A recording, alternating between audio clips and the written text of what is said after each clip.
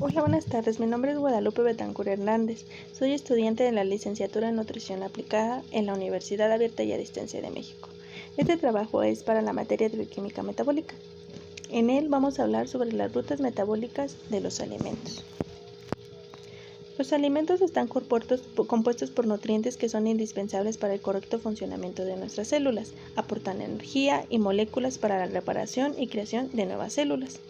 Los macronutrientes se clasifican en tres grandes grupos, que son las proteínas, los carbohidratos y los lípidos, que son necesarios ingerirlos para poder obtener energía y formar y realizar funciones estructurales, hormonales, enzimáticas y algunas otras que veremos a continuación.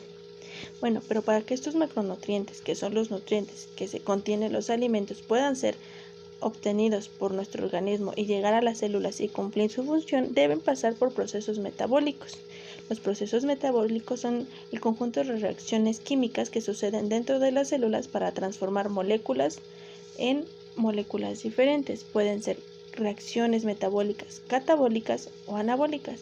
Las reacciones catabólicas se encargan de degradar moléculas grandes a moléculas más pequeñas.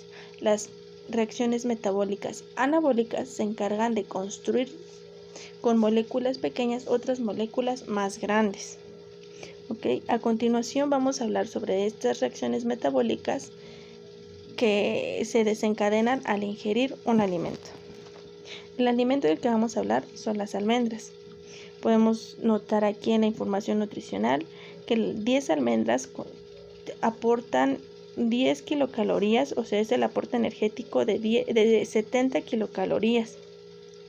Aportan 2.6 gramos de proteínas, 2.4 gramos de carbohidratos y 6 gramos de lípidos. Aquí vemos que tiene todos los macronutrientes que ya mencionamos: proteínas, carbohidratos y lípidos.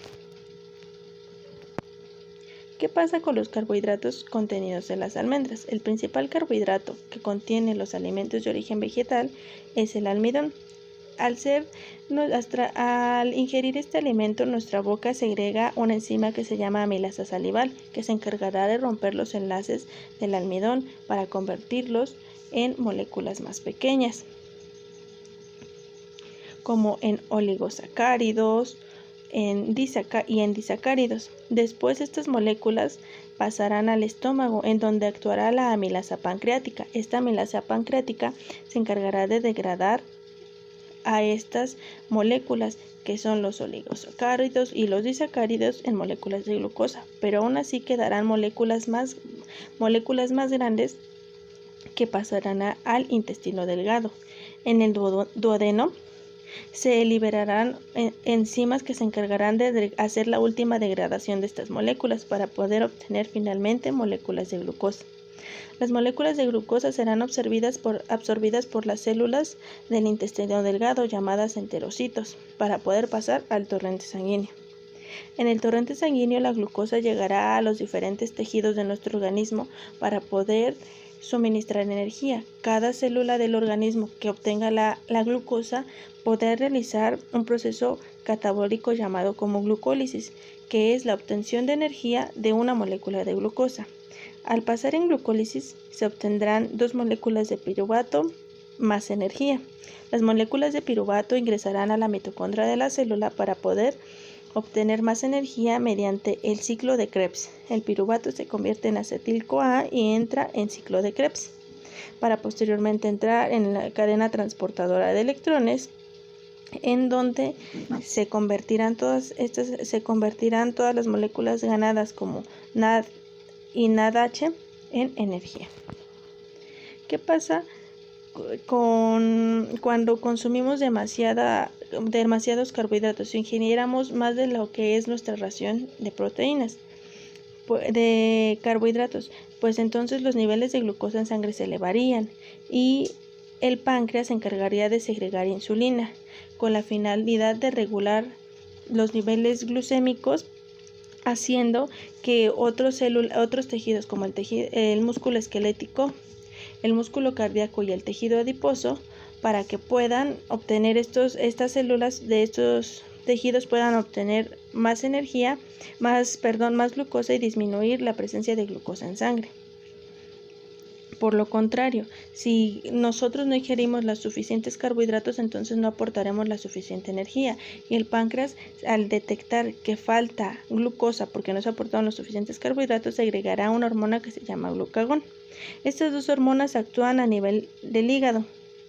En el hígado, al notarse que hay insulina en sangre, el hígado se da cuenta que hay demasiada glucosa, entonces empieza a entrar en un proceso de glucogénesis, que es el proceso en el que transformará la glucosa, porque él ya sabe que ya no se va a ocupar esta glucosa, entonces la tenemos que reservar, tenemos que guardar como una reserva en energía en la que posteriormente, si de ser necesario el nivel de glucosa en sangre disminuye demasiado, podremos volverla a transformar en glucosa. Entonces se realiza la gluconeogénesis, que es la conversión de glucosa en glucógeno, y si se requiere energía porque el glucagón está presente y los niveles de glucosa están muy bajos, entonces se realizará la glucogenólisis, que es la ruptura de estas moléculas de glucógeno en moléculas de glucosa nuevamente para obtener energía.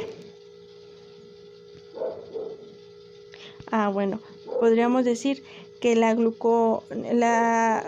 glucogenólisis permite obtener energía, pero principalmente para el cerebro y el tejido cardíaco. Posteriormente, ¿qué pasa con las proteínas que ingerimos de las almendras? Estas proteínas serán digeridas por una enzima que se llama pepsina, que está presente en el estómago. Esta pepsina es segregada porque aumenta el nivel de acidez del ácido clorhídrico y se encargará de romper los enlaces peptídicos de las proteínas. Posteriormente, en el duodeno y en el yeyuno del intestino delgado, se liberarán otras enzimas que se encargarán de hidrolizar a las proteínas restantes, mientras que en las células de los enterocitos del intestino delgado se encontrará una enzima que se llama dipeptidasa, que se encargará de degradar a los péptidos que queden aún en el intestino para poder absorber únicamente a los aminoácidos, que serán transportados al torrente sanguíneo y al hígado por medio de la vena porta. Ya en el hígado, estas proteínas pasarán por diferentes procesos metabólicos. Entre ellos estarán la transaminación y la desaminación. Estas dos rutas tienen el objetivo de transportar el grupo amino a otro aminoácido y formar glutamato, porque el glutamato será el único que podrá entrar a la desaminación para poder eliminar el nitrógeno que contienen las proteínas o los aminoácidos. El nitrógeno es altamente tóxico para el organismo, entonces por medio de la desaminación el glutamato cede el grupo amino que ganó en la transaminación para que se pueda convertir en urea, esto por medio del ciclo de la urea, que es otro proceso metabólico. Entonces, este ciclo de la urea sucede en el hígado. En el hígado se transforma este grupo amino en urea para poder ser eliminado a través de las vías urinarias en forma de orina. Pero ¿qué pasa con los esqueletos carbonados que obtenemos en la transaminación? Estos esqueletos carbonados pueden ser utilizados para entrar en la gluconeogénesis. La gluconeogénesis es una ruta metabólica en la que otras moléculas que no son glucosa ni glucógeno, que son más bien llamadas como moléculas gluconogénicas, pueden convertirse en glucosa para poder obtener energía. Si en el organismo no se contara con las suficientes moléculas de glucosa para obtener energía, entonces varias moléculas, como lo son el glicerol, algunos aminoácidos y los triglicéridos y el piruvato entrarán en ciclo de gluconeogénesis para obtener energía, transformándolas en glucosa. Los otros esqueletos carbonatados que no sean utilizados podrán ingresar a la síntesis de proteínas para poder generar hormonas, para poder generar otras enzimas y reparación de membranas. entre otras funciones que cuentan. Posteriormente, con los lípidos. Los lípidos, al ingresar en la boca, serán hidrolizados por una enzima que se llama lipasa salival, pero aún así pasarán más lípidos que falten por hidrolizar al estómago, en donde actuará la lipasa gástrica, y aún así quedarán algunos lípidos sin hidrolizar que llegarán al duodeno, en donde se emulsionarán con las sales biliares para poder lograr obtener únicamente triglicéridos. Estos triglicéridos serán absorbidos por las células del intestino delgado, los enterocitos, y transportados al torrente sanguíneo. En el torrente sanguíneo, los kilomicrones se encargarán de absorber a los triglicéridos y el colesterol para poder transportarlo a través de todo el torrente sanguíneo hasta que lleguen al tejido adiposo, al músculo esquelético y al hígado. En el tejido adiposo serán almacenados de igual manera en el músculo esquelético, y en el hígado podrán realizarse otras funciones. En el tejido adiposo, cuando el organismo requiere de energía y porque no se cuenta la suficiente glucosa en sangre porque no se ha consumido, entonces se activa un proceso que es la lipólisis por la presencia del glucagón. Como ya habíamos mencionado, el páncreas se encarga, cuando hay una deficiencia de glucosa, segrega glucagón. Este glucagón activará a una enzima que se llama la lipasa para que pueda hacerse la lipólisis. La lipólisis es la hidrólisis de una molécula de triglicérido, por medio de la cual se obtiene una molécula de glicerol y 3 ácidos grasos. El glicerol viajará al hígado por medio del torrente sanguíneo para poder entrar al ciclo de al ciclo metabólico de la glucólisis. En la glucólisis, por medio de la enzima glicerol quinasa, este glicerol se convertirá en glicerol 3-fosfato y podrá continuar la glucólisis. En cuanto a los 3 ácidos grasos, entrarán en el torrente sanguíneo y llegarán a diferentes células del organismo que requieran de energía para poder realizar la beta-oxidación. La beta-oxidación consiste en transformar los ácidos grasos en moléculas de acetil-CoA. Las moléculas de acetil-CoA podrán ingresar a las membranas celulares para poder proporcionar más energía al entrar en el ciclo de Krebs.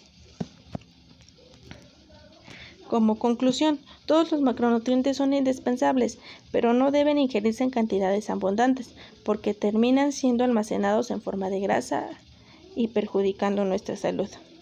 Como ya vimos, la presencia, el aumento o la disminución de glucosa en sangre produce que el páncreas segregue insulina o glucagón o adrenalina, que son las principales hormonas que se encargarán de regular y activar a las enzimas que participarán en las distintas reacciones metabólicas.